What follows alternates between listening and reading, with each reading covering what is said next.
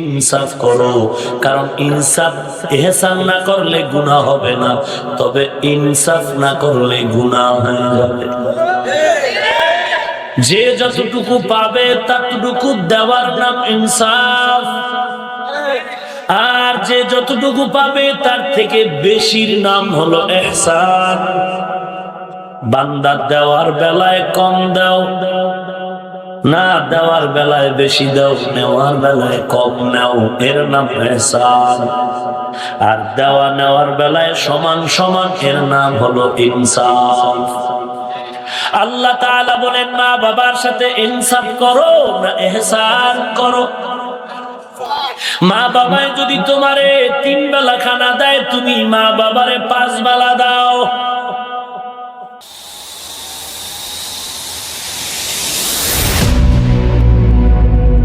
ইনসাফ না ইহসান। মা বাবায় 3 বেলা দিল, তুমিও 3 বেলা দিলা, ইহসান হলো না ইনসাফ হলো? আল্লাহ কি বলছেন ইনসাফ করো নাকি ইহসান করো? ইহসান। মা বাবায় যদি 3 বেলা দেয়, তুমি 5 বেলা দাও। বলে আর 1 বেলা কই পাই? বলে চেষ্টা করো পূরণ করার মালিক কে?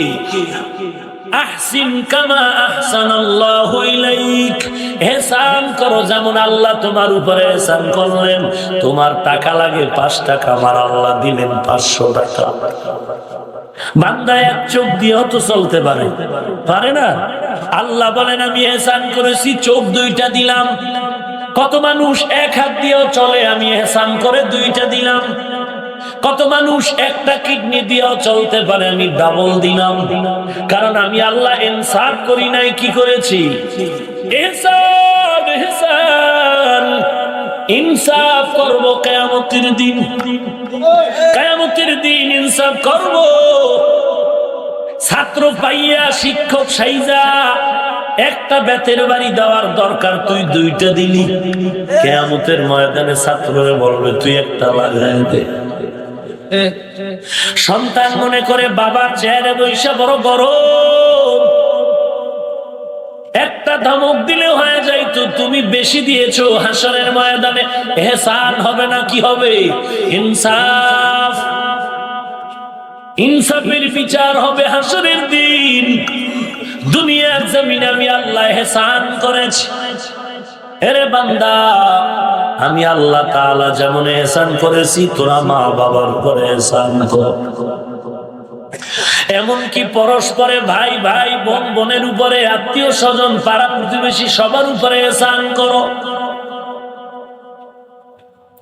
মা বাবায় যদি তোমাকে 2 কাপড় দেয়, তুমি 3 কাপড় দাও। মা বাবায় যদি মাটিতে ঘুম পাড়ায়, তুমি খাটে ঘুম পাড়াও। মা বাবায় যদি হাত পাখা দেয়, তুমি এসির বাতাস দাও। পারি না, চেষ্টা করো, পূরণ করবেন কে? আল্লাহ বলেন মা বাবার সাথে ইহসান করো। মা বাবা বড় দামি এক সম্পদ। আল্লাহর নবী বলেন যার উপরে মা বাপ খুশি, তার উপরে আল্লাহ খুশি।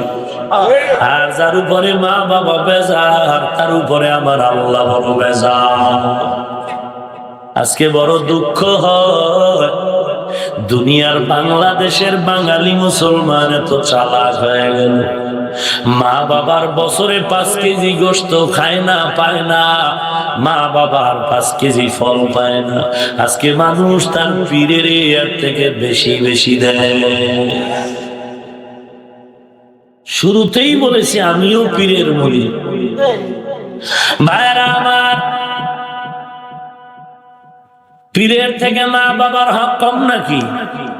কোন পীর যদি বরদোয়া দেয়, জাহান্নামে যাওয়ার কোনো গ্যারান্টি নাই। আর মা বাবা যদি বরদোয়া করে তুই জাহান্নামে যাবি, সেটা পরের কথা, দুনিয়াও তোর জন্য জাহান্নাম। এরে আল্লাহর গোলাম, ওয়াকাযা রাব্বুকা আল্লা তা'বুদু ইল্লা ইয়্যাহু ওয়া বিল ওয়ালিদাইনি ইহসানা। আল্লাহ কিছু বয়ান করে শুনাইতেছেন, তুই কেমনে মা বাবার উপরে ইহসান করবি। মা বাবার কেউ যখন বুড়া হয়ে যাবে, খবরদার, ফালা তাকুল লাহুমা উফিন, মা বাবার সাথে এমন কোন আচরণ করো না যে মা বাবায় কষ্ট পেয়ে আহ বলে বা উহ বলে। কারণ মা বাবার কষ্টের নিঃশ্বাস সন্তানের জন্য বড় কঠিন। এমন কোন আচরণ করো না যে আচরণে মা বাবা কষ্ট পেয়ে আহ বা উহ শব্দ উচ্চারণ করে। ওয়ালা তানহারহুমা, ধমক দিয়ে কথা বলো না রে সন্তান। তাহলে কেমনে বলবা? আল্লাহ বলেন ওয়াকুল লাহুমা কাওলান কারীমা, যদি কথা বলতেই চাও তো কওলে কারীম, নরম ব্যবহার। কাওলান কারীমা আয় কাওলান লতীফা লাইয়িনান সাহলা, নরম এবং সহজ ভাবে কথা বলো। নরম এবং সহজ। নরম মানে হলো মা বাবার আওয়াজের থেকে তোমার আওয়াজ যেন বড় না হয়। নরমের ব্যাখ্যা কাওলান কারীমা আয় কাওলান লতীফা, কাওলান কারীমা আয় লাইয়িনান সাহলা। লাইয়িনান মানে নরম, সাহলান মানে সহজ। মা বাবার সাথে নরম ব্যবহার করো, সহজ ভাষায়। ভালো করে বুঝেন, নরমের ব্যাখ্যা হলো মা বাবার আওয়াজের থেকে তোমার আওয়াজ যেন বড় না হয়। আল্লাহর রাসূল বলেন মান তাওয়াযা লিল্লাহ রাফাআহুল্লাহ, যেই বান্দা বিনয়ের সাথে চলবে আল্লাহ তার মর্যাদা অনেক উঁচু করে দিবে। ভাইরা, আল্লাহ রাব্বুল আলামিন বলেন মা বাবার সাথে নরম ব্যবহার করো এবং সহজ। নরমের ব্যাখ্যা বুঝলেন তো? মা বাবার আওয়াজের থেকে সন্তানের আওয়াজ উঁচু হবে না নিচু? এবার শুনেন সহজ। ছেলে মেয়ে লেখাপড়া করে বড় শিক্ষিতা হয়ে গেল, ছেলেটাও বড় দামি হয়ে গেল, এখন শুদ্ধ ভাষা ছাড়া কথা বলতে চায়। কিন্তু বরিশালের মা বড় মূর্খ, বড় মূর্খ, লেখাপড়া তেমন নাই। খবরদার সন্তান, ঢাকায় লেখাপড়া করে তুই শুদ্ধ ভাষায় বাড়ি গিয়ে মা বাবার সাথে কথা বলিস না। মা বাবা যেই ভাষা সহজে বুঝে ওই ভাষায় সহজে সংক্ষেপে কথা বল। ওই মা বাবার মাতৃভাষায় কথা বলবি সংক্ষেপে, এর নাম হলো সহজ। বইয়ের ভাষায় বলে মা বাবার সাথে বেয়াদবি করবি না। খেদমতে মা দরপে দর কুন সুবহ তাহাকে বাসি দর্দ আলো মনে কোনাম। খেদমতে মা দরপে দর কুন ইখতিয়ার তাকে বাসি দর্দ আলম বখতিয়ার। মা বাবার দোয়ায় কি হওয়া যায়? মা বাবার দোয়ায় 12 বছর পইরে যা পায়, দোয়ার কারণে 1 ঘন্টা আল্লাহ তা সিনায় দিয়ে দেয়। বাইজিদের ঘটনা কে না জানে? 1 গ্লাস পানির দোয়া। ভাই সাউন্ড, ওই আল্লাহর বান্দা সাউন্ড। 1 গ্লাস পানির দোয়া আপনারা জানেন না? একটি গেলাস পানির ফলে বাইজিদের কোলে তুলে হাত তুলে মা বলে বাইজিদকে ওলি বানাও। হাত তুলে মা বলে বাইজিদকে ওলি বানাও। মায়ের দোয়া লো হে মুমিন, মায়ের দোয়া লো, মায়ের দোয়া লো হে মুমিন, মায়ের দোয়া লো।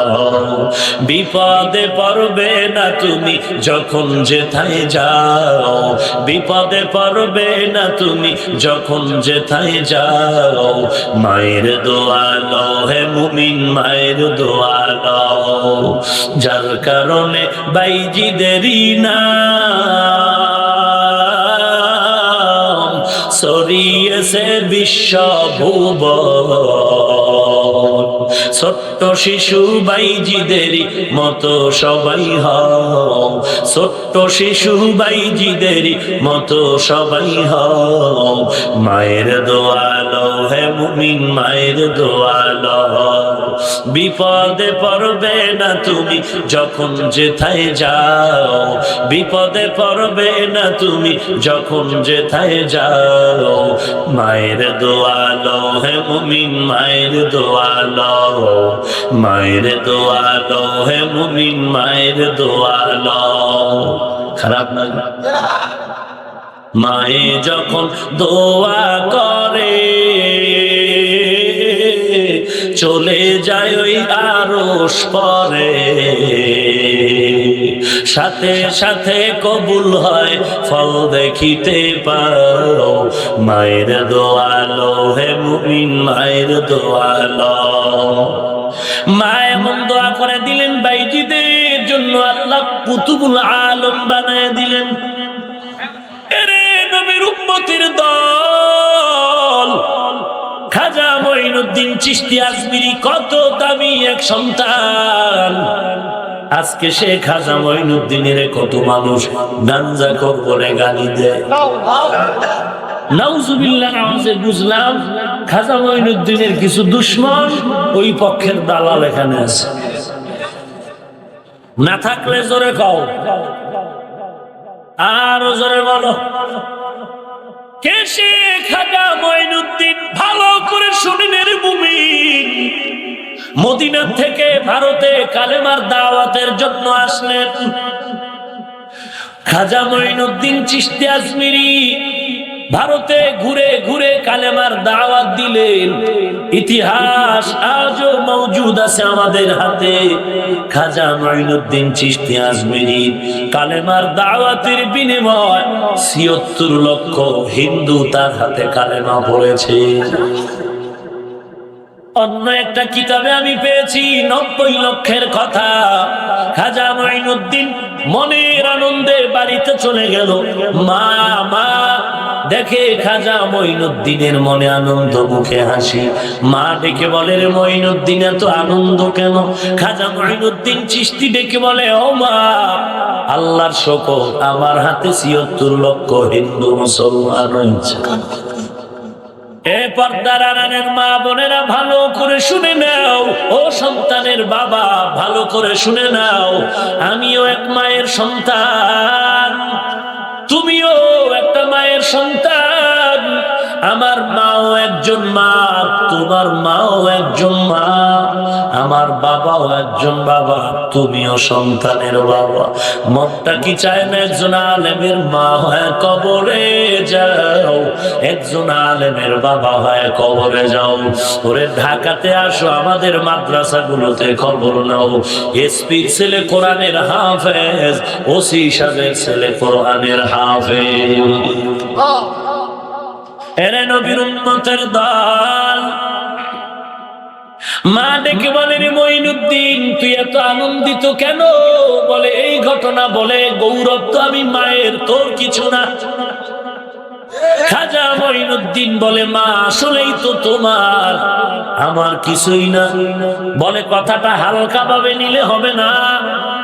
এই যে সম্পদ তুই পেয়েছ, এত বরকত, এর পেছনে আমি মা কত কষ্ট করেছি তুই জানো না।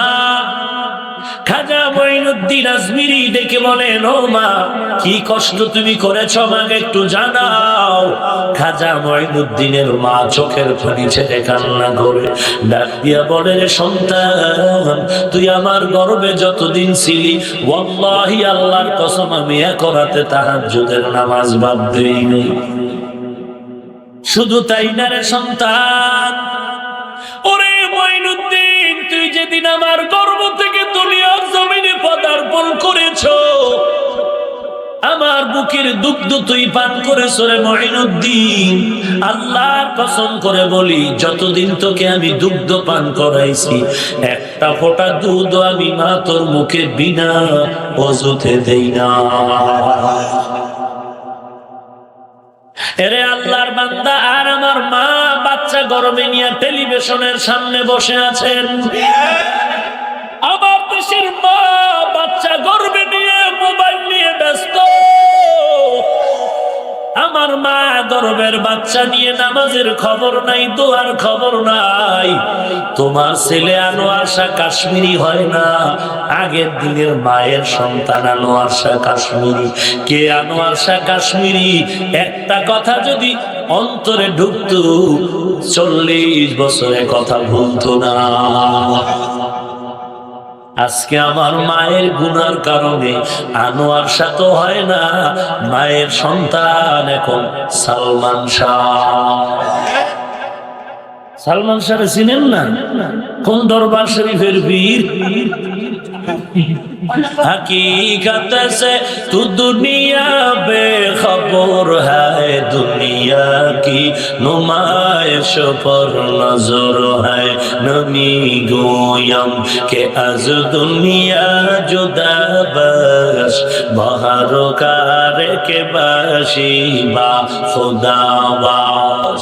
चिस्ते दुनिया अज खुदा गाफिल बुदन, मैं कामाशो नुकरा हो फरजिंदोजा। এরে সন্তান, মা বাবার সাথে এহসান করো। কওলান কারীমা, নরম ব্যবহার, সহজ ভাষায় কথা বলো। কওলান কারীমা, এতক্ষণ আলোচনা চললো জবানের ব্যবহার কেমন হবে। এবার সামনের আয়াতে আল্লাহ বলেন বাকি অঙ্গ প্রত্যঙ্গের ব্যবহারটা কেমন হবে। আল্লাহ তাআলা স্পষ্ট ভাষায় বলেন ওয়াকফিজ লাহুমা জানাহাজ যুল্লি মিনার রাহমা। ভালো করে বুঝার চেষ্টা করেন, মা বাবার দোয়া পাওয়া বড় কঠিন। যদি কপালে দোয়া লেগে যায়, ওরে সন্তান কোনো চাকরি লাগবে না, আল্লাহ আসমান থেকে হালাল রিজিক দিয়ে দিবে। মা বাবার দোয়া আল্লাহ হায়াত বাড়ায় দিবে, রিজিক আসমান থেকে আল্লাহ বন্টন করে দিবেন। সন্দেহ? কোন সন্দেহ? পয়গম্বর সুলাইমান নাম শুনছেন? বাসুলাইমা দাদ মুলকো সরওয়ারি শদমতি খাতে মশদ ওয়াপুরি। কেশে সুলাইমান, পয়গম্বর সুলাইমান গোটা দুনিয়ার শাসক, নাকি শুধু বাংলাদেশে? সারা দুনিয়ার শাসক পয়গম্বর সুলাইমান। জমিন থেকে 9 মাইল উপর দিয়ে সুলাইমানের সিংহাসন চলে। মেশিন লাগে, তৈল, পেট্রোল, অকটেন, কে চালায়? ক্ষমতা আল্লাহর আছে না নাই? এজন্যই হলেন আমার আল্লাহ ইন্নাল্লাহা আলা কুল্লি শাইইন কাদির। আল্লাহর মতো ক্ষমতা মানে কেউ আছে? সুলাইমানের সিংহাসন জমিন থেকে 9 মাইল উপরে দৌড়ায়, মুহূর্তে গোটা দুনিয়া সফর করে। একদিন সুলাইমান নবীর কাছে আল্লাহ ওহী নাযিল করলেন। ওহী নাযিল করে বলে, সুলাইমান, পার্শ্বে একটা সমুদ্র আছে, সমুদ্রের কিনারায় যাও। সমুদ্রের কিনারায় গিয়ে দেখো আমি আল্লাহর নতুন কিছু কুদরত। আল্লাহ তাআলা সুলাইমান নবীর উপর ওহী নাযিল করার পরে পয়গম্বর সুলাইমান নদীর পারে চলে গেলেন। একা যান নাই, খাদেম সাথে নিয়ে গেলেন, নাম হলো আসিফ। আসিফ নামের খাদেম এর নিয়ে রওনা। বলবো সাগরের পারে সুলাইমান নবী ঘুরে নতুন কিছুই দেখেন না। আল্লাহর কাছে বললেন, হে মালিক, আগে যেমন সাগর ছিল, নদী ছিল, সমুদ্র, এখনো তেমন নতুন কিছুই নাই। আল্লাহ বলেন, ও সুলাইমান, তুমি সমুদ্রের পানির মধ্যে একটু যাও, সেখানে গিয়ে দেখো আমি আল্লাহর কুদরত সেখানে আছে। নুজহাতুল মাজালিস নামক কিতাবে ঘটনা উল্লেখ করা হয়। পয়গম্বর সুলাইমান খাদেম আসিফ রে বলে, রে খাদেম, তুই যা পানির মধ্যে একটু ডুব দিয়ে দেখ, সমুদ্রের ভেতরে কোনো কুদরত আছে। সুলাইমান নবী যখন খাদেম রে অনুরোধ করলো, খাদেম চলে গেল। ঠিক সমুদ্রের মধ্যখানে গিয়া নিচেও পানি, উপরেও পানি, চতুর্পার্শ্বে পানি। কথা বুঝেননি আমার? চতুর্পার্শ্বে পানি, কিন্তু মাঝখানে একটা 4 দেয়ালের ঘর। মাটির উপরে না পানির মধ্যখানে, নিচেও উপরেও পানি, চতুর্পার্শ্বে পানি। কয় দেয়ালের ঘর? 4 দেয়ালের একটি ঘর। খাদেম এইটা দেখা এত সুন্দর, এত আলোময়, এত উজ্জ্বল, খাদেম আসিফ ঘরটা দেখা আবার নবীর কাছে চলে আসলো। নবী, আল্লাহর কুদরতের একটা ঘর দেখলাম, পানির মধ্যখানে, নিচে কোনো খুঁটিও নাই, কোনো বাঁধও নাই, এমনি পানির উপরে ভাসমান, উপরেও পানি, ডানে বামে চতুর্পার্শ্বে পানি, নিচেও পানি। এবার পয়গম্বর সুলাইমান চলে গেলেন। পয়গম্বর সুলাইমান পানির মধ্যে গিয়ে তাকায় দেখতেছেন, 4 দেয়ালের একটা ঘর, 4 দেয়ালে 4টা দরওয়াজা আছে, 4টা দরজা খোলা, কিন্তু একটা ফোঁটা পানিও ভেতরে ঢুকে না। বাসুলাইমা দাদ মুলকো সরওয়ারি শদমতি খাতে মশদে ওয়াপরি কাদের কুদরত দারি বরকামাল আনতা রব্বি আনতা হাসবি যুল জালাল। মা বাবার খেদমত নিয়ে বয়ান চলছে, অন্য বিষয় নয়। মা বাবার বয়ানের চ্যাপ্টারের ভেতরেই ঘটনা উল্লেখ করা আছে। কিতাবের নামও বলে দিলাম, নুজহাতুল মাজালিস। কিতাবের ভেতরে ঘটনা উল্লেখ করা হয়।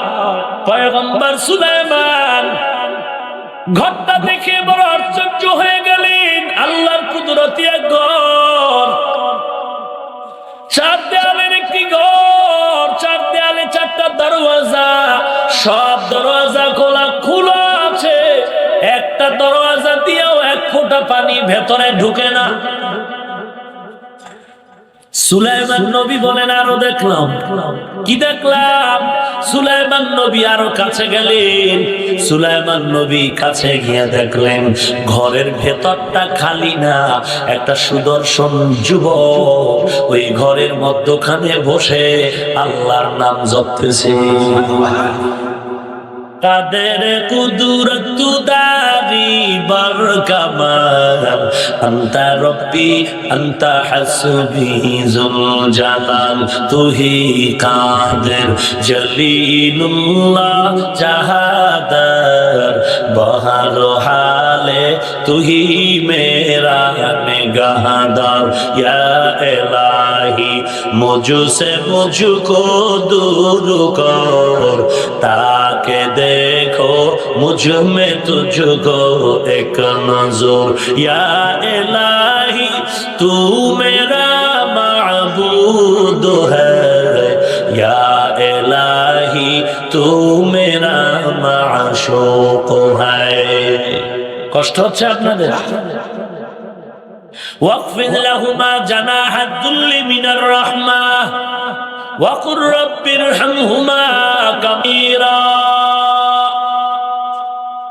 এরে নবীর উম্মতির দল, আল্লাহর ইবাদতের পরে মা বাবার ইবাদতের আওয়াজ, মা বাবার খেদমতের বয়ান, জবানের ব্যবহার কেমন হবে তাও আল্লাহ বলে দিলেন। এবার বলেন তোমার পুরো বডির আচরণটা কেমন হবে? আল্লাহ বলেন ওয়াকফিজ লাহুমা, বিছিয়ে দাও তাদের জন্য। হে সন্তান, ভালো করে খেয়াল করেন, ওয়াকফিজ লাহুমা জানাহাজ যুল্লি, বিছিয়ে দাও মা বাবার জন্য সন্তান বিনয়ের ডানা। কিসের ডানা? কথা বলেন। বিনয়ের ডানা কারে কইল কথাটা? কার জন্য বিছাবে? ভালো করে কথা বলেন, কার জন্য বিছাবে? ও সন্তান, মা বাবার জন্য বিনয়ের ডানা বিছায়া দাও। মানুষের ডানা হয় না পাখির হয়? কথা হয় না। ডানা কি মানুষের হয় না পাখি? তাহলে আল্লাহ কেন মানুষকে বললেন বিনয়ের ডানা বিছায়া দাও? মানুষের তো কোনো ডানা নাই, ডানা হলো পাখির। আল্লাহ তো পাখির ডানার কথা বলবেন, মানুষের তো কোনো ডানা হয় না। কেন বললেন ও সন্তান বিনয়ের ডানা বিছায়া দাও? আখফিজ লাহুমা জানাহাজ যুল্লি মিনার রাহমা, বিনয়ের ডানা বিছায়া দাও। মানুষের তো ডানা নাই। আল্লাহ তাআলা ডানার কথা কেন বললেন? এক নাম্বার জবাব, কোরআন শরীফ অবতীর্ণ যখন হলো মক্কার জমিনে, মদিনার জমিনে নবীজির উপরে, মক্কার মানুষ পাখিরে বেশি ভালোবাসতো। কাকে বেশি ভালোবাসতো? পাখিরে বেশি ভালোবাসতো। ওরা পাখি দিয়া ভালো মন্দ যাচাই করত। খোলা আকাশে পাখি উড়ায় দিত মক্কার মানুষ। জাহেল মূর্খ পাখিটা উড়ায় দিয়া যদি মনে করত পাখি ডানে গেছে, মনে করত আমার কাজটা কল্যাণ হবে। পাখি উড়ায় দিলে যদি বাম দিকে যাইতো, মনে করত আমার কাজটা অকল্যাণ হবে। এরা পাখিরে এত বেশি ভালোবাসে, এজন্য আল্লাহ তাআলা ওদের মনকে আকৃষ্ট করার জন্য কোরআনে মানুষের সাথে পাখির তুলনা করে দিলেন। আল্লাহ তাআলা এই সূরার অন্য আয়াতে বলেন ওয়াকুল্লা ইনসানিন আলজামনাহু, এরপর কি তাইরাহু আলা উনুকিহি না ফি উনুকিহি, আমি প্রত্যেক মানুষের গর্দানে পাখি ঝুলায় দিলাম। কি ঝুলায় দিলাম? কথা বলেন। পাখি ঝুলায় দিলাম। তায়ের মানে পাখি। পাখি এখানে উদ্দেশ্য হলো আমল নামা। কি তো আমল নামার সাথে পাখির সম্পর্ক কি? বলে পাখির মাধ্যমে আরবের মানুষ যেমন কল্যাণ অকল্যাণ নির্ণয় করত, আমল নামার মাধ্যমেও মানুষের কল্যাণ অকল্যাণ নির্ণয় হবে। কথা বলেন না কেন? পাখি ডানে গেলে যেমন কল্যাণ, বামে গেলে যেমন অকল্যাণ। আমল নামা ডানে আসলে কল্যাণ, বাম হাতে আসলে অকল্যাণ। ওরে নবীর উম্মত, দুই নাম্বার পাখির কথা কেন বললেন? ডানা মানুষের ভেতরে যদিও পাখির মতো ডানা নাই, পাখির মূল শক্তি হলো ডানায়। কোথায়? পাখির মূল শক্তি কোথায়? ডানায়। ডানাটা যদি ভেঙে দিতে পারো, ডানা যদি বেঁধে দিতে পারো, পাখি চূড়ান্ত দুর্বল। আল্লাহ ওদিকেই নজর করে বলে, এরে যুবক, তোর মধ্যে যৌবনের এক ডানা মেলেছো, যৌবনের ডানা বড় মজবুত। তোর মধ্যে টাকার গরমের এক ডানা, তোর ভেতরে ক্ষমতার গরমের এক ডানা। আল্লাহ বলেন ও সন্তান, ক্ষমতার ডানাটারে বিনয়ী কর। তোর ভেতরে যৌবনের ডানা আছে, নরম কর। সব ডানা যদি নরম হয়ে যায়, পুরা জীবনীটাই মানুষটাই নরম হয়ে যাবে। আল্লাহ পাক বলেন বিনয়ের ডানা মা বাবার জন্য বিছায়া দাও। কার জন্য? বিনয়ের ডানা বিছায়া দাও, অর্থাৎ নরম হয়ে বিছায়া দাও। বিনয়ের ডানা মা বাবার জন্য বিছায়া দেওয়ার মানে মা বাবার সামনে তুমি বিলীন হয়ে যাও। কেমন বিলীন? লাশ আর জিন্দা মানুষ। জিন্দা মানুষের সামনে লাশের কোন শক্তি আছে? যেদিকেই টানবে সেদিকেই যাবে। ও সন্তান, তোমার মা বাবা হবে জিন্দা, তুমি থাকবা লাশের মতো। মা বাবার সামনে লাশের মতো হয়ে যাও। মা বাবার সামনে তোমার কোন যৌবনের ডানার বাহাদুরি চলবে। কথা কিন্তু এতটুকুই বললে হয়ে যায়, বিনয়ের ডানা বিছায়া দাও। আখফিজ লাহুমা জানাহাজ যুল্লি। না, আল্লাহ আরেকটা শব্দ বাড়াইলেন, মিনার রাহমা, অনুগ্রহের সাথে। কিসের সাথে? অনুগ্রহের সাথে। তার মানে হইল সমাজের চাপে পড়ে অনেক সন্তান মা বাবারে টাকা দেয়, কিন্তু দিল থেকে চায় না। দিল থেকে আল্লাহ বলেন এই বাটপারে চলবে না। মা বাবারে তুই যা দিবি দিল থেকে নরম হয়ে মোহাব্বত করে দিবি। মা বাবার কাছে তুই নত হয়ে যাবি, সমাজের চাপে না, দিলের মহব্বতে। এজন্য আল্লাহ কয়েদ লাগাইলেন মিনার রহমা, অনুগ্রহের সাথে বিনয়ের ডানা বিছায় দাও। এরপরে মা বাবার জন্য দোয়া করো। যার মা দুনিয়াতে নাই এর জন্য অন্তর ভরে মা বাবার জন্য দোয়া করো। সাহাবী দাঁড়ায় বললেন, ও পয়গম্বর, আমার মা নাই বাবা নাই তো কিভাবে মা বাবার হক আদায় করব? মা বাবার থেকে ক্ষমা চেয়ে নাও। জীবনে বহু অন্যায় করেছো, মা বাবার কাছে ক্ষমা চাইলে মা বাবা ক্ষমা না করে পারে না। রাহমাতুল লিল আলামিন জান্নাতুল বাকি মদিনায় ঘুরতেছেন কবরস্থানের মধ্যে, হঠাৎ করে আল্লাহ নবীজি মুজিজাতান দেখায় দিল, একটা কবরে আযাব হচ্ছে, আযাব।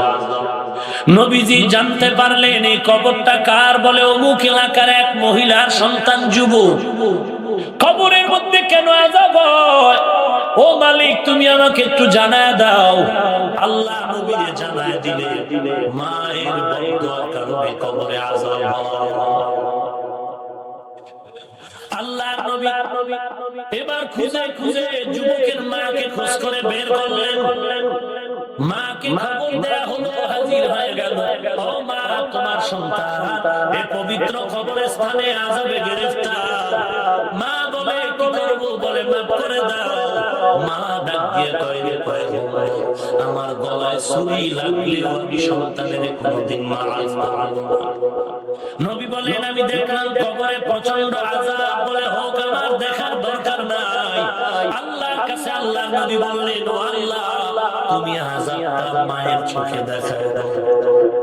আল্লাহ তাআলা যখন কুদরতি কারিশমায় মায়ের চোখে আযাব দেখানো শুরু হয়ে গেল, তখন সন্তানের মা চিৎকার মেরে বেহুশ হয়ে পড়ে গেল।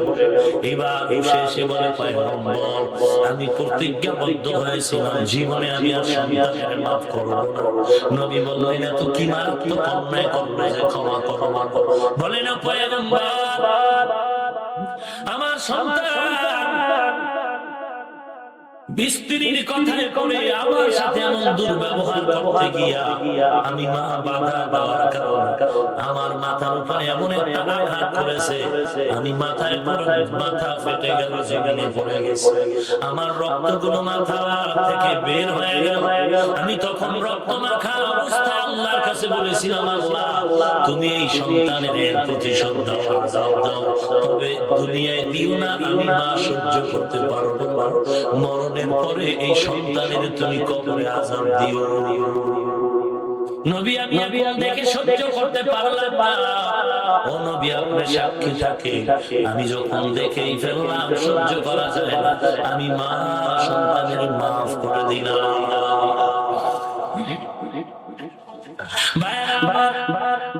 নবীজি বললেন, ও সন্তান, তোমাদের যার মা দুনিয়াতে বেঁচে নাই, জলদি করে দৌড়াও, মা বাবার কবরের কিনারায় যাও, মা বাবার কবরের কিনারায় গিয়া দরুদ শরীফ পড়ো। আলহাকুমুত তাকাসুর হাত্তা সূরাটা পড়ো, আলহামদু সূরা পড়ো, কুল হুয়াল্লাহ সূরাটা পড়ো, দোয়া পড়ো, কান্না করো।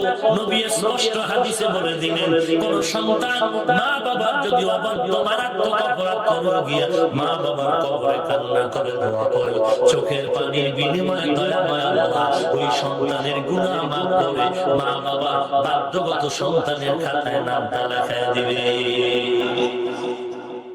এরে নবীর উম্মতের দল, মা বাবার থেকে ক্ষমা নাও। মা বাবার দোয়া ছাড়া কোনো সম্ভব নয়। আমি তো সব সময় বলি রে বাবা, এই চেহারে কথা বলার কোন এলেম আমার নাই।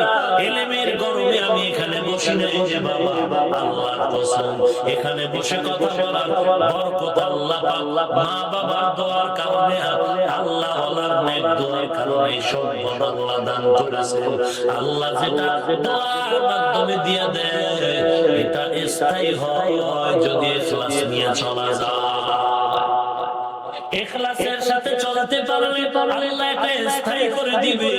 আর যদি অহংকারে পরিণত হয়, আল্লাহ কয়, বান্দা, আমি তোর সম্মান দিলাম, অহংকারী করে নিতেও মোটেও সময় লাগবে না। ওরে আল্লাহর বান্দা, যুবক ভাই, অনুরোধ করে বলছি রে যুবক, আমিও তোমার মতো একটা যুবক সন্তান, মাথায় টুপি পরার কারণে সম্মান কমে নাই, দাড়ি টুপির কারণে সম্মান কমে নাই। তুমি হয়তো ভাবতেছো টুপি মাথায় দিলে মাথা বুঝি হবে। ওরে আল্লাহর বান্দা, তোমাকে সংক্ষেপে বলছি, অহংকারী না, টুপি দাড়ি নবীর আদর্শের কারণে আল্লাহ এত সম্মান দান করেছেন। গোটা দুনিয়ার এক নম্বরের ধনী যেই ব্যক্তি আছে, ওই বান্দাও এত সম্মানে না। সম্মান দেওয়ার মালিক কে? এরে যুবক, আমি বলি না তুমি আজকে স্কুল ছেড়ে মাদ্রাসায় যাও, এটা বলি না। তুমি চাকরি ছেড়ে দাও, তাও বলি না। তুমি স্কুলে পড়ো, কলেজে পড়ো, ভার্সিটিতে পড়ো, ব্যবসা করো, চাকরি করো, তবে তোমার কাছে আমার আব্বা পা দুটো আগায় দাও। আমি দিল থেকে বলি, এরে যুবক, তোমার মতো যুবক আজকে তুমি স্কুল কলেজে পড়ো, চাকরি করো, ব্যবসা করো, শ্রমিকের কাজ করো, একটাই অনুরোধ, তুমি নবীর আদর্শের মালাটা গলায় লাগাও, নামাজ পড়ো, নবীর সুন্নাত অনুযায়ী চলো। তুমি বলবা, ও মোল্লা, এত তো পারা যায় না। তোমার মতো যুবক মিথ্যা বলবা না। তোমার মতো যুবক জীবনে মাদ্রাসায়ও পড়ে নাই, জীবনে তেমন কোনো শিক্ষা অর্জন করে নাই। তোমার মতো যুবক দাড়িওয়ালা নামাজি, স্কুল কলেজে পড়ালেখা করে, মিথ্যা বলিও না, ছেড়া নাই। তুমি কেন পারবা না? ফাইনাল জবাব কপাল পড়ে গেছে, পরে কপালে তওবা না করলে জোড়া লাগবে না। তোমার মতো যুবক দাড়িওয়ালা নামাজি, ব্যবসা করে, কোটি টাকার মালিক, একটা টাকাও হারাম খায় না, নাই। তোমার মতো যুবক 5 ওয়াক্ত নামাজি, লম্বা দাড়িওয়ালা লেবার নি পুলিশ বিডিআর আছে না, নাই। তোমার মতো দাড়িওয়ালা যুবক নদীর মধ্যে কাজ করে, ড্রাইভারি করে, শ্রমিকের কাজ করে, আছে না, নাই। তুমি কেন পারবা না? তোমার কপাল পুড়ে গেল, তওবা করে নাও। এরে যুবক, গত 3-4 দিন আগে ঢাকা খিলগাঁও বয়ান করতেছিলাম। বয়ানে যাওয়ার আগে মসজিদে বসা এক আল্লাহর বান্দা, লম্বা দাড়ি, সাধারণ শিক্ষিত মানুষ আমার কাছে এসে কান্না জড়িত কণ্ঠে বলে, হুজুর, হাতটা মাথায় দিয়ে দোয়া করে দেন। কেন? বলে, হুজুর, আমি পুলিশের উপরের চাকরি করি, আপনার বয়ান শুনে দাড়িটা করেছি, বহুদিন খুঁজি আপনাকে দেখার জন্য, খুঁজে পেলাম, আজ দেখা পাইলাম। দোয়া চাই আল্লাহ তাআলা যেন হেদায়েতের উপরে চলার তৌফিক দান করেন। এরে আল্লাহর বান্দা, তোমার মতো ড্রাইভার দাড়িওয়ালা নামাজি আছে না, নাই? তুমি কেন পারবা না? কপাল পুড়ে গেল, তওবা কর। কয়দিন আর যৌবনের বাহাদুরি করবি? কয়দিন আর যৌবনের বাহাদুরি করবি? একটু ডানে তাকায় দেখ, খেলার জীবনের কত বন্ধু চলে গেল, লেখাপড়ার জীবনের কত বন্ধু চলে গেল, ডানে বামে তাকায় দেখ, এমন কোন দিন নাই গাড়ির নিচে যুবকের লাশ, পানির নিচে যুবকের লাশ, ঘরের বিছানায় যুবকের লাশ। এরে আল্লাহর বান্দা, অনুরোধ করে বলছি, তুমি মনে করিও না হুজুরেরা বুঝে আবল তাবল বলে, বলার কোন সার্থকতা নাই রে বাবা। আজকে তুমি কোরআন বিশ্বাস না করলে তোমার কপাল ভরো। তোমার অন্তর যদি বলে কোরআন সত্য, একটু জবাব দাও, কোরআনে জান্নাতের বয়ান আছে, এগুলো মিথ্যা। কোরআনে জাহান্নামের বয়ান আছে, এগুলো মিথ্যা। যদি বলো না সত্য, তাহলে তুমি মোবাইলে ডাউনলোড করো, বাংলা কোরআন লিখে সার্চ দাও, বাড়িতে গিয়া বালিশে যখন মাথাটা লাগায় ঘুমাও, 5টা মিনিট বাংলা কোরআনের তরজমা পড়ো। আল কারিআতু মাল কারিআ ওয়া মা আদরাকা মাল কারিআ। আসেনি? ইযা যুলজিলাতিল আরদু জিলজালাহা ওয়া আখরাজাতিল আরদু আসকালাহা ওয়া ক্বালাল ইনসানু মা লাহা আরাআইতাল্লাযী ইউকাযযিবু বিদ্দীন ফাযালিকাল্লাযী ইয়াদুল ইয়াতীম ওয়াইলুল লিকুল্লি হুমাযাতিল লুমাযা আল্লাযী জামা'a মালাহু ওয়া 'আদ্দাদা ইয়াহসাবু আন্না মালাহু আখলাদা। আসনি কোরআনে? এগুলোর তরজমা করে দেখো, সবগুলো জাহান্নামের বয়ান, তোমার অন্তর যদি বলে কোরআন সত্য, এই সূরাগুলোর তরজমাও সত্য, এবার দেখো আল্লাহর জাহান্নাম কেমন বানানো ভয়াবহ। যদি মনে করো কথাগুলো সত্য, এবার সূরার তরজমার সাথে তোমার মিলায়া দেখো। তুমি যদি তরজমার সাথে তোমার আমল মিলে যায়, তুমি কপালে লেখো তওবা না করা পর্যন্ত তুমিও জাহান্নামীদের মধ্যে একজন। হেদায়েতের মালিক কে? আর ওজন বলেন। অগস্টের 22 তারিখে আমি খুলনা শহরে বয়ানে গেলাম। বয়ানে যাওয়ার আগে মসজিদে বসে আছি খানা খাওয়ার পর। মসজিদের এক ভেতরের কোণায় দাঁড়ায় একটা যুবক কান্না করে। আমার সফরের সাথীরা বলে ওই যুবক কান্না করে, মোলাকাত করো। আমি বললাম কাছে নিয়ে আছে। মিথ্যা কথা বলি না রে বাবা, অহংকারীও করি না, বুঝাবার জন্য বলি। কোন দিন কার কথায় কথায় আল্লাহ হেদায়েতের দরজা করে দেয়। যুবক এসে ডান হাতটা বাড়ায় আমার হাতে লাগি দিলাইলো। যুবকের চোখে পানি পড়তেছে, কান্নার কারণে কথা বলতে পারে না। আর বাম হাতের মধ্যে একটা মোবাইল করে আমার দিকে ধরে রাখো। আমি তাকায় দেখি যুবকের মাথায় টুপি, গালে ছোট ছোট দাড়ি, আর মোবাইলের ভেতরে একটা ছবি দেখলাম, লম্বা চুল, প্যান্ট শার্ট টাই লাগাই। আমি বললাম যুবক মোবাইলের ছবিটা কার? বলে আমার। এখন তোমার মাথায় টুপি, গায়ে লম্বা জামা, মুখের মধ্যে দাড়ি, কেন এই পরিবর্তন? কবে হলো? বলে 6 মাস। 5-6 মাসের মধ্যে আমার এই পরিবর্তন কিভাবে হলো? তুমি কি করো? যুবক কান্না করে বলে আমি মানুষের বাড়ির বিল্ডিং এ রং লাগাই, রং মিস্ত্রি। আমি মানুষের কাজ করি। তবে আমার একটা বদ অভ্যাস ছিল, আমি কাজের ফাঁকে ফাঁকে মোবাইলে গান লাগায় জোরে জোরে সাউন্ড দিয়ে গান শুনতাম। আমার নির্ধারিত দোকানের মধ্যে একটা বক্স লাগায় গান বাড়ায় বাড়ায় সাউন্ড দিয়ে চালাইতাম। কেউ যদি বাধা দিত আরো আওয়াজ বাড়ায় দিতাম। এরকম বেদব নাই? যদি বলি একটু সাউন্ড কমা, আমার টাকা দিয়ে দেখি তোর বাবার কি সাউন্ড আরো বাড়া নাই।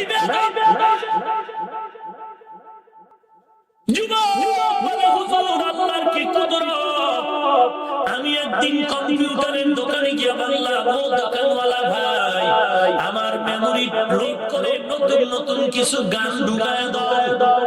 যুবক নতুন কিছু গান ঢুকায় দিল, মেমোরি নিয়ে চলে গেল। বক্সের মধ্যে সাউন্ড বাড়ায় গান যখন চালু হলো, গান চলতেছে চলতেছে চলতেছে। আল্লাহ কুদরত, হঠাৎ করে দেখলাম একটা বয়ান বাজালো। একটা বয়ানের আওয়াজ। আমি লজ্জায় তাড়াতাড়ি বন্ধ করে ফেললাম, কারণ এলাকার সবাই জানে আমি গানের পাগল। হঠাৎ যদি বয়ান শুনি সবাই বলবে পাগল হয়ে গেলাম, লজ্জা দিবে। হুজুর আমি গান বন্ধ করে রাতের বেলা যখন বাসায় গেলাম, মেমোরি ট্যাব থেকে বয়ানটা বের করে আমি বাঁধে মাথা লাগায় কিছুক্ষণ বয়ান শুনলাম। বয়ানটা যতই শুনি কেমন যেন দিলের মধ্যে কম্পন শুরু হয়ে গেল, কেমন যেন ভাবনা সাগরে ভরে গেলাম, কেমন যেন ভয় ভয় শুরু হয়ে গেল। আমার মতো জাহান্নামের আসামি আর কেউ নাই, আমার মতো এ জমিনে খারাপ আর কেউ নাই। আমার গানের এত মহব্বত, কেমন যেন ভয় শুরু হয়ে গেল। এমন সময় ফজরের আযান হয়ে গেল। আমি বয়ানটা কিছু শুনলাম, এরপরে নামাজে গেলাম। ইমাম দেখে চিন্তায় পড়ে গেল, তুই মসজিদে কেন? বলে হুজুর আমার দিলটা নরম হয়ে গেল, আমি মসজিদে গিয়া ফজরের নামাজ পড়লাম, টুপি দিলাম, একটা জামা কিনলাম। বয়ানটা শুনলাম 2010 সালে জামালপুরের আপনার একটা বয়ান, মানসুর হাসানের বয়ান। ওই বয়ানটা শোনার পর এবার আপনাকে তালাশ করা শুরু করলাম বহু জায়গায়। ওয়াজ মাহফিলে খুঁজি আপনারে কেউ ভালো করে পরিচয় দেয় না, পাই না। হ্যাঁ, 2-4 মাস আগে আমাদের খুলনায় একবার আপনি আসছেন, আমি দেখা করতে গিয়ে মানুষের ভিড়ে কিছু দূর গিয়ে আর যেতে পারি না। আজ আসছি, হুজুর দোয়া করে দেন আল্লাহ তাআলা হেদায়েতের পথে নিয়ে আসে, আর যেন গুনাহের পথে না যায়। আরে আল্লাহর বান্দা, হেদায়েতের মালিক কে? ওরে নবীর উম্মত, হেদায়েতের দরজায় চলতে হলে দোয়া লাগবে, মা বাবা আল্লাহ ওয়ালার দোয়া বড় ভাইদের দোয়া, মুরব্বিদের দোয়া। পয়গম্বর সুলাইমান ঘরের মধ্যে তাকায় দেখলেন এক যুবক ঘরের মধ্যে বসে কার জিকির করে। আর ওজনে বলেন বলবো না শেষ করে দেব। পয়গম্বর সুলাইমান ঘরের মধ্যে বসে দেখলেন এই যুবক আল্লাহর নামে জিকির করে। ডাক দিয়ে বলে, রে যুবক, তুমি এই ঘরের মধ্যে পানির মধ্যে দরজা খোলা, পানি ঢুকে না, কতদিন পর্যন্ত তুমি ঘরে আল্লাহর নামে জিকির করবে? যুবক ডাক দিয়ে বলে, ও পয়গম্বর, আমি এই ঘরের মধ্যে একটা আল্লাহর ইবাদত করি, আল্লাহর নামের তাসবিহ করি 2000 বছর। কয় হাজার বছর? কাদের কুদরত দারি বারকামান, আনতা রব্বি আনতা হাসবি যুল জালাল। এরে আল্লাহর নবীর উম্মত 2000 বছর বলে, হ্যাঁ। বলে এই 2000 বছর যে আল্লাহর ইবাদত করো তোমার ক্ষুধা পায় না? বলে হ্যাঁ, মাঝে মাঝে ক্ষুধা পায়। তুমি কি খাও? বলে আমার যখন ক্ষুধা অনুভব হয় তখন দেখি একটা মাছের মাথার মতো ঠোঁটের আগে একটা গাছের পাতা নিয়ে সামনে হাজির, ওই পাতাটা আমার জিহ্বায় যখন লাগায় দেই ক্ষুধা তৃষ্ণা থাকে না। এ কুদরত কার? আরো জোরে বলেন, ওরে নবীর উম্মতের দল। পয়গম্বর সুলাইমান বলেন, তুমি যে এখানে 2000 বছর পর্যন্ত আছো, এর পেছনে কোনো অলৌকিক ঘটনা আছে না? কারণ এইভাবে তো এমনি থাকা যায় না, পেছনে কোনো গাইড আছে, কোনো বরকত আছে। সন্তান এবার চোখের পানি ছেড়ে বলে, ও পয়গম্বর, আমার এই বরকতের পেছনে আমার মহা একটা অলৌকিক ঘটনা আছে। কি অলৌকিক ঘটনা? যুবক চোখের পানি ছেড়ে বলেন, ও পয়গম্বর, বাবা বৃদ্ধা হয়ে গেল, বৃদ্ধা আমার বাবার খেদমত করতেছিলাম আমি সন্তান, বিছানায় পায়খানা করে প্রস্রাব করে আমি সন্তান আমার বাবার খেদমতের জন্য পাগল হয়ে কাজ করা। অন্তরে কোনো বিরক্ত বোধ হয় নাই। আমার বাবার খেদমতের এক পর্যায়ে যখন বাবা বিদায় দিবে, ইন্তেকালের আগে আমি সন্তানের হাতটা ধরে দোয়া করলেন, আল্লাহ আমার সন্তানের দীর্ঘ করে দিও। আমার বাবা দোয়া করে চলে গেলেন। এরপরে আমার মা বেঁচে আছে, আমার মাও একদিন অসুস্থ হয়ে গেল।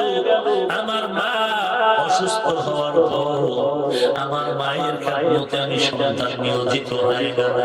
আমার মা বিদায় বেলা আমার জন্য দোয়া করলেন, হে মালিক, আমার সন্তানের দেওয়ার মতো কিছু তুমি নির্জন জায়গায় কুদরতি রিজিকের দ্বারা মেহেরবানি করে তোমার গোলামি করার তৌফিক দিও।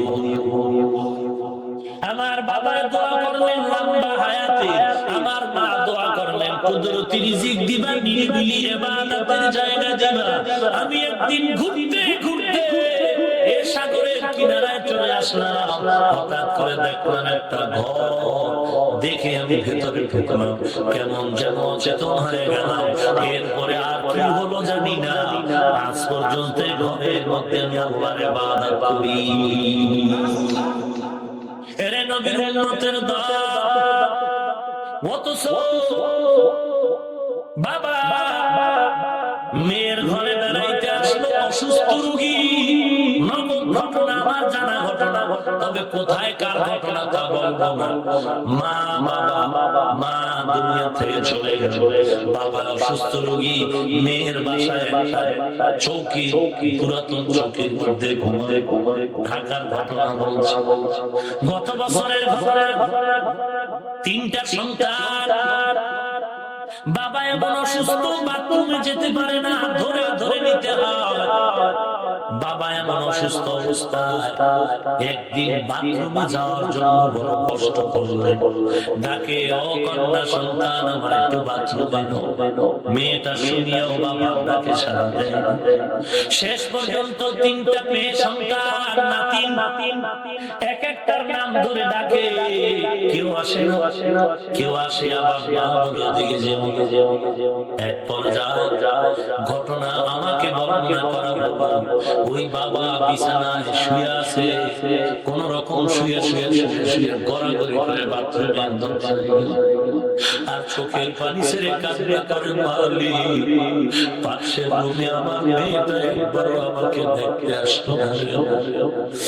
আমার মেয়েটাকে তুমি তিনটা বাচ্চা দিছো, ওই বাচ্চা তিনটা আমাকে একটু দেখতে আসতে চাইও দিও। আল্লাহ, আমার কিছু করার না। বাবা হামাগুড়ি দিয়ে মাটিতে বাড়িতে রেখে বাথরুমে ঢুকে কোন রকম দাঁড়াতেও পারে না, একটু বসে আবার পড়ে যায়। এইবার বাবা কোন রকম বাথরুমে গিয়ে ওখান থেকে আবার বের হয়ে গেল। কষ্ট বেশিক্ষণ আর জিন্দা থাকলো না, কিছুক্ষণের মধ্যে কাল হয়ে গেল। এর নবীর উম্মতের দল, কত মানুষের খবর আমরা শুনি, কত মা বাবার কান্নার আওয়াজ। ঈদের দিন ঘরে দরজা লাগানো, কোনো আওয়াজ নাই। কি ব্যাপার আপনার ঘরে ঈদের দিন আনন্দের কেন আওয়াজ নাই? আপনার কি ছেলে মেয়ে নেই? বলে হ্যাঁ, একটা ছেলে ছিল, বিয়ে করে ঢাকায় চলে গেছে। ঈদের রাত চলে যায়, আমার সন্তান খবর নেয়। ওরে সন্তান, যত বড় বাহাদুরি করো না কেন, তুই আজকে বিল্ডিংয়ের মালিক হয়েছ, টাকার মালিক। যতই বাহাদুরি করো, এগুলো তোমার না, সব মা বাবার চোখের পানি। মা বাবার দোয়ার কারণে তুমি পরীক্ষায় ভালো নাম করেছো, মা বাবার দোয়ার কারণে তুমি আরামের বিছানায় ঘুমাও। মা বাবার দোয়া ছাড়া আসার কোনো পথ নাই। মা বাবার বরদোয়া নিও না রে ভাই, আল্লাহর দরবারে তওবা করো। এর যুবক, মা বাবার কাছে যদি অন্যায় করে থাকো, অন্তর ভরে গিয়ে দোয়া চাও। মা বাবার মাথায় হাত দিলে দোয়া কবুল হয়ে যাবে। যদি মা বাবা না থাকে, কবরস্থানে গিয়া কান্না করে জিয়ারত করো। আজকে বড় দুঃখ হয়, বাঙালি মুসলমান বাস ভাড়া কইরা চান্দা টাকা উঠাইয়া শাহপরানের মাজারে যায়, কক্সবাজার ঘুরতে যায়, শাহজালালের মাজারে যায়, কত আল্লাহ আল্লাহর মাজারে যায়। কতসো বড় দুঃখ লাগে রে বাবা, এই শাহজালালের মাজার এক সপ্তাহ ঘুরলো, কিন্তু এক ওয়াক্ত নামাজ জামাতে পড়লো না। রে বাবা, তুই কেন গেলি? আমার বুঝে আসলো না রে বাবা। কোনো সওয়াব তো হলোই না। যদি নামাজ 5 ওয়াক্ত জামাতে পড়তি, তো বুঝানো যাইতো কপাল খুলে গেল। না, তুই সেখানে যাও নাই। এরে নবীর উম্মতের দল, এই ময়দানে কত এতিম সন্তান আছে না নাই? এরে আল্লাহর গোলাম, ওই টেকনাফে গেলাম, গিয়ে দেখলাম কত সন্তানের মা নাই, বাবা নাই। আমার নবীর ঘটনা দেখলাম। একদিন নবী নামাজের আওয়াজে হঠাৎ করে দেখলেন রাস্তার পাশে কিছু বাচ্চারা খেলতেছে। নবীর দেখে সালাম জানালো। নবী আরেকটু সামনে অগ্রসর হয়ে দেখলেন শীর্ণ শীর্ণ কোন রকম একটা বাচ্চা বসে কান্না করে, পরনে ভালো কাপড় নাই। নবী বললেন, এমন কেন? বাচ্চা বলে, আমার মা বাবা নাই। এবার নবী বাচ্চাটার হাত ধরে উল্টা করে গেলেন। আম্মা জানা আয়েশা দরবারে গিয়ে বললেন, হে আয়েশা, এই বাচ্চাটারে গোসল করায় দাও। আম্মা জানা আয়েশা গোসল করায় দিলে। আমার মায়ার নবী একটা চাদরকে দুটো ভাগ করে ফেললেন, ছিঁড়ে ফেললেন। একটা অংশ দিয়া বাচ্চারে কাপড় পরিধান করলেন, আর একটা শরীরের উপরের অংশ দিয়া এবার বলে, চলো মসজিদে নামাজে যাও। আমার নবীর আওয়াজে বাচ্চাটা নবীজির ঘর থেকে বেরিয়ে হাঁটতেছে। নবী বললেন, মায়ার নবী রাহমাতুল লিল আলামিন বললেন, ও বাবা দাঁড়াও, আজকে তুমি হাঁটবা না, তুমি এতিম। তোমার দরদ আমি বুঝি, কারণ আমি নবীও বড় এতিম। আমার মা নাই, আমি বাবার চেহারা দেখতে পারি না। আমার কওমের লোকেরা কত আঘাত করেছে, রাস্তা দিয়ে চলার সময় পথে কাটা দিয়েছে, কত গালি, কত থুক মেলেছে, কত ধুলাবালু। এতিমের দুঃখ আমি ভালো করে বুঝি। আজকে তোমার মতো এতিম পেয়ে আমি নবীর বড় ধন্য মনে করি। বাবা, তুমি আজকে জমিনে হেঁটে হেঁটে মসজিদে যাইবা না, আমি নবী বসে গেলাম, তুমি আমার কাঁধের উপরে উঠে বসো, আমি নবী কাঁধে করে তোমারে নিয়ে যাব। আল্লাহর নবী বাচ্চাটারে কাঁধে উঠাবে, বাচ্চাটা উঠতে চায় না, নবী বেয়াদবি হবে। নবী বলে, নবী বলেছি ওঠো, আমার কাঁধে উঠো, কারণ আমিও তোমার মতো এতিম, আমি তোমার মতো এতিম বাচ্চাটারে কাঁধে নিয়ে ধন্য হতে চাই, চলো, কারণ আমার এই আমলগুলো উম্মতেরা করবে, এতিমের ভালোবাসা দেয়া যায়। আল্লাহর নবীর কাঁধের উপরে এতিম বাচ্চাটারে নিয়ে নবী মসজিদে যায়, সবাই তাকিয়ে আছে, ওই শিশু বাচ্চারা তাকে আফসোস করে, কেন এই বাচ্চা নবীর কাঁধে বলে এতিম, ওই বাচ্চাগুলো চিল্লায় কাঁদে, আর যদি আমি এতিম হইতাম, নবীজির কাঁধের বরকত আমিও নিতে পারতাম। আল্লাহর নবী নামাজের মসজিদে গিয়া বাচ্চাটারে কাতারে দাঁড় করায়, নবী ইমামতির মুসাল্লায় গিয়া নামাজ শেষ করে নবী মিম্বরে বসলেন বয়ান করার জন্য। বাচ্চাটা নিচে বসে গেল, আল্লাহর নবী ডেকে বলেন, ও এতিম সন্তান, আজকে তুমি নিচে বসবা না, উঠো, মিম্বরে আমার ডান পাশে বসো। আল্লাহর নবী বরকতি হাত দিয়ে বাচ্চাটারে ধরে নবীজির ডান পাশে মিম্বরে বসালেন, আর নবীজির ডান হাত মোবারক বাচ্চাটার মাথায় দিয়ে সাহাবায়ে কেরামদের বয়ান করলেন। করে সাহাবায়ে কেরাম, তোমরা এখনো বুঝতে পারো নাই এই বাচ্চাটার এত কম সম্মান করো, এই বাচ্চাটার মা নাই, বাবা নাই, এ বাচ্চাটা বড় এতিম। আমি হাত মাথায় রেখে দোয়া করলাম, আর উম্মতের জানায় দিও, যদি এতিমের মাথায় হাত বুলায় দেয়, হাতের নিচে যত পশম থাকবে সমপরিমাণ সওয়াব আল্লাহ নামায় দিবে। এরে নবীর উম্মতের দল, আজকে কত আরামে খাওয়ার ঘুমাও, ডানে বামে কত গরিব, কত এতিম, খবর নেওয়ার কেউ নাই, ঘরের মধ্যে কত গোশত পাকার অনুষ্ঠান, পাশে রিকশাওয়ালা গরিব, বড় লোক তারে দাওয়াতে দেয় না, আছে না?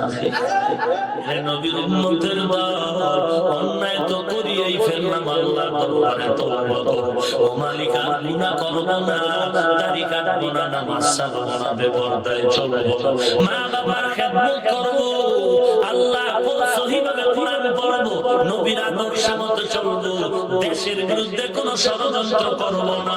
এরে আল্লাহর বান্দা, গলায় ছুরি আসলে মরে যাব, তারপর নবীর বিরোধিতা করব না, আল্লাহর বিধানে উল্টা চলবো না। রিজিকের মালিক আল্লাহ, ইজ্জতের মালিক আল্লাহ, সম্মানের মালিক আল্লাহ। ওরে মুসলমান নবীর উম্মত, আজকে একটা টাকাও হারাম পথে উপার্জন করলাম না, না খায় কেউ মরে যাই নাই। ওরে যদিও মনে করো তুমি 20-30-50 হাজার টাকা বেতন পাও, ডানে বামে আরো 50 তুমি নাও, আর মসজিদের ইমাম কোরআনওয়ালা 2000 বেতন 6 মাস বাকি, কসম করে বলছি তুমি 1 লক্ষ টাকা পেও, বলো কি আর বাহাদুরি করো না, কারণ তোমার 1 লক্ষ টাকার থেকে কোরআনওয়ালা 2000 টাকায় বরকত বেশি। বরকত দেওয়ার মালিক কি? এরে যুবক, অন্তরকে বুঝাও, আমার মতো যুবক দাড়িওয়ালা নামাজির অভাব নাই, 5 ওয়াক্ত নামাজ পড়ে, চাকরিও করে, 5 ওয়াক্ত নামাজ পড়ে, দোকানদারিও করে, 5 ওয়াক্ত নামাজ পড়ে, রিকশাও চালায়, 5 ওয়াক্ত নামাজ পড়ে, ড্রাইভারিও করে না। এই যে লাইনে বাস গাড়ি চলে, বহু বাস আজানের সময় ড্রাইভার মসজিদের সামনে দাঁড় করায়া প্যাসেঞ্জারদের নামাজ পড়ায়নি, আর কত বাসওয়ালাদেরকে, কত মুসল্লিরা বলে, ও ড্রাইভার ভাই, মাগরিবের সময় হয়ে গেল, একটু নামাজ পড়ায় দাও।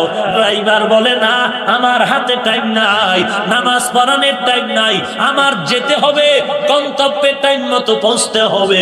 ওরে ড্রাইভার, তুমি যদি আল্লাহর মোহাব্বত দিয়ে নামাজ পড়াইতা, নামাজের বরকতে আল্লাহ তাআলা কুদরতি হাত দিয়া চলার পথে তোমার হেফাজত করতে।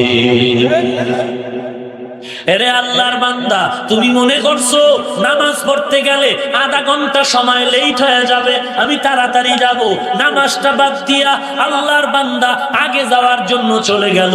আমরা নামাজ পড়িয়াও গিয়া দেখি বাস নষ্ট হয়ে দাঁড়ায় আছে। কথা কবে কেন?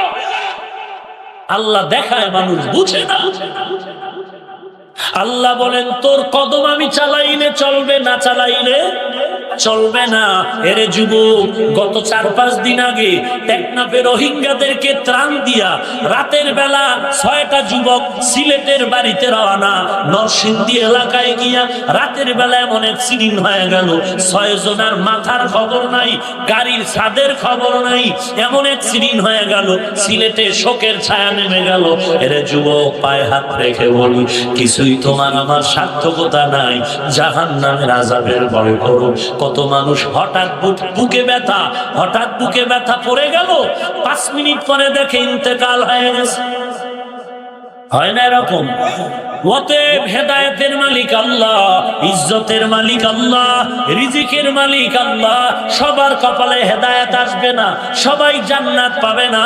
আল্লাহ যাকে কবুল করবেন সেই হেদায়েতের পথে আগায় যাবে। ওরে আল্লাহর গোলাম, মুহাব্বতের নজরে বলছি, 5 ওয়াক্ত নামাজের জন্য ওয়াদা করো, তওবা করো, আর নামাজ ছাড়বো না, আর দাড়ি কেটে নবীরে কাঁদাবো না, আর বেপরদায় চলবো না, মিথ্যা কথা বলবো না, গরিবের হক নষ্ট করব না, কারো সম্পদ চুরি করব না, জুলুম করব না, মা বাবার খেদমত করব, আর নবীর সুন্নাত অনুযায়ী চলব, সহিভাবে কোরআন পড়ব, দেশের বিরুদ্ধে কোনো ষড়যন্ত্রে আগাবো না। অন্তর যদি ভালো হয়, খাঁটি তওবার নিয়তে দুটো হাত আমার আল্লাহকে দেখায় দাও। আয় আল্লাহ, সবার হাত আপনি কবুল করে নেন, দাড়িওয়ালা 5 ওয়াক্ত নামাজি বানায় দেন, ঈমান ও আমল মজবুত করে দেন, মা বাবার খেদমতের জন্য কবুল করেন, সহিভাবে কোরআন পড়ার তৌফিক দান করেন আল্লাহ। ও দয়ার মালিক, কারো হাত খালি ফিরাইয়া দিয়েন না রে মালিক। ও আল্লাহ, নবীর আশিক বানায় দেন, কামাই রুজি ব্যবসা চাকরিতে হালাল ভাবে বরকত বাড়ায় দেন আল্লাহ। দেশের বিরুদ্ধে ষড়যন্ত্র থেকে হেফাজত করেন আল্লাহ। তওবার নিয়তে হাত তুলেছি, তওবা কবুল করে নেন। আয় আল্লাহ, তওবার উপরে মজবুত হয়ে চলার তৌফিক দান করেন, আমিন। আলহামদুলিল্লাহি রাব্বিল আলামিন, ওয়াসসালাতু ওয়াসসালামু আলা সাইয়্যিদিল আমবিয়াই ওয়াল মুরসালিন ওয়া আলা আলিহি ওয়া আসহাবিহি আজমাইন। ইয়া আরহামার রাহিমিন, ইয়া আরহামার রাহিমিন, ইয়া আরহামার রাহিমিন। اللهم اجعلني في عيني صغيرا وفي أعين الناس كبيرا. اللهم إنا نسألك رضاك والجنة. ربنا آتنا في الدنيا حسنة